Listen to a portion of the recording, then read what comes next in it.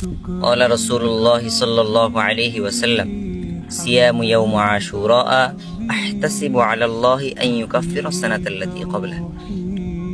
রাসূল সাল্লাল্লাহু আলাইহি ওয়াসাল্লাম ইরশাদ করেন, যে ব্যক্তি আশুরার দিন রোজা রাখবে আল্লাহ তাআলা তার পূর্ববর্তী এক বছরের গুনাহ ক্ষমা করে দেন। এই দিনটা এত গুরুত্বপূর্ণ কেন এবং এই দিনে কেন রোজা রাখা হয়?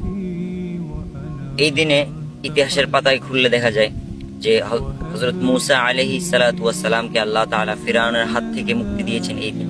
মূসা আলাইহিস সালাম এই দিনের খুশিতে যতদিন জীবিত ছিলেন এই দিন রোজা রাখতেন।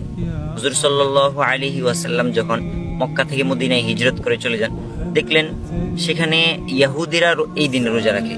রাসূল সাল্লাল্লাহু আলাইহি ওয়াসাল্লাম তাদেরকে জিজ্ঞেস করলে তারা বলেন, এই দিনে হযরত মূসা আলাইহিস সালামকে ফিরআউনের হাত থেকে আল্লাহ তাআলা মুক্তি দিয়েছেন। তখন থেকে রাসূল সাল্লাল্লাহু আলাইহি ওয়াসাল্লাম মুসলমানদেরকে নির্দেশ দেন এই দিন রোজা রাখার জন্য।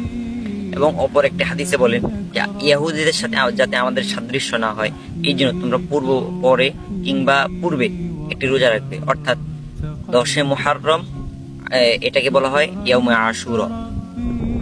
তোমরা এর 9 তারিখ অথবা 11 তারিখ আগে কিংবা পরে আরেকটি রোজা রাখবে, যাতে আমাদের আমলটা ইহুদি খ্রিস্টানদের সাথে সাদৃশ্যপূর্ণ না হয়। আল্লাহ তাআলা আমাদেরকে আমল করার তৌফিক দান করেন।